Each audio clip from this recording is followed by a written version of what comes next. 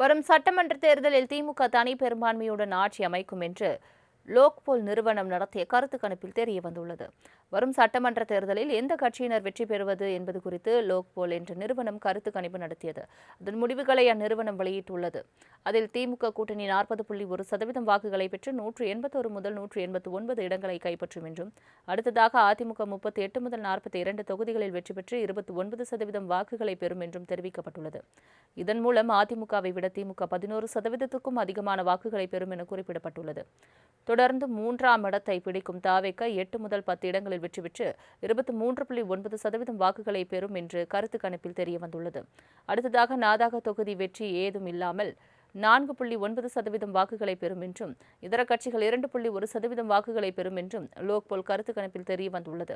இந்த கருத்து கணிப்பு மூலம் திமுக தனி பெரும்பான்மையுடன் ஆட்சி அமைக்கும் என்றும் தெரியவந்துள்ளது. படத்தை வைக்கக்கூடாதுன்னு பாஜக சொன்னதும் சுயமரியாதை இல்லாம அதை எடுக்க துணிந்தவர் தான் பழனிசாமி. 3 வேளாண் சட்டங்களை பாஜக கொண்டு வந்தப்போ கண்ணை மூடிக்கிட்டு அதையும் ஆதரிச்சார் இந்த பழனிசாமி. 3 வேளாண் சட்டங்களுக்கு எதிராக போராடின 8 மாநில விவசாயிகளை புரோக்கர்னு வசைபாடி கொச்சைப்படுத்தினார். இப்படி பாஜகவோட கூட்டணி சேர்ந்து முழுசா சந்திரமுகியாவே மாறி இருக்கிறார் பழனிசாமி. அதாவது முழு சங்கியாகவே மாறிவிட்டார். இன்றைக்கு உங்களுடைய அப்பா திரு கருணாநிதி அவர்கள் சங்கியா வச்சுக்கிறாரா? இந்த படத்து இது யாரோட இருக்கிறாரு? யாரோட இருக்காருங்க? திரு வாஜ்பாயோட தானே இருக்கிறாரு. திரு மாமா திரு முரசொலி மாறன் அவர் யாரோட இருக்கிறாரு? அப்ப திரு கருணாநிதி அவர்கள் சங்கியா? முரசொலி மாறன் சங்கியா? அவர் ஒத்துக்கிறார், ஸ்டாலின் ஒத்துக்கிறார்.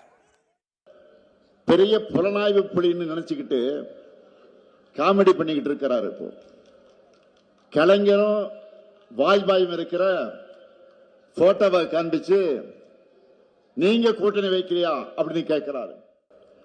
நாங்க கூட்டணி வச்சமை தவிர பழனிசாமி மாதிரி அழகு வைக்கல, அதை புரிஞ்சுக்குங்க.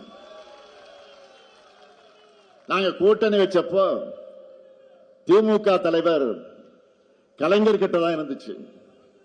நாங்க கூட்டணி வச்சப்போ திமுக கலைஞர் கிட்ட தான் இருந்துச்சு. ஆனா இப்ப அதிமுக அமித்ஷா கிட்ட இருக்கு. நாங்க குறைந்தபட்ச செயல் திட்டம் வகுத்து, மினிமம் ப்ரோக்ராம் வகுத்து, வாஜ்பாய் தலைமையிலான பாஜக அரசோட கடிவாளத்தை கலைஞர் கையில வச்சிருந்தார். ஆனா இப்போ அதிமுக மட்டுமல்ல, என்டிஏவில் இணைந்திருக்கக்கூடிய அத்தனை ஊழல் கட்சிகளோட குடிமைப்பிடியும் அமித்ஷா கிட்ட தான் இருக்கு.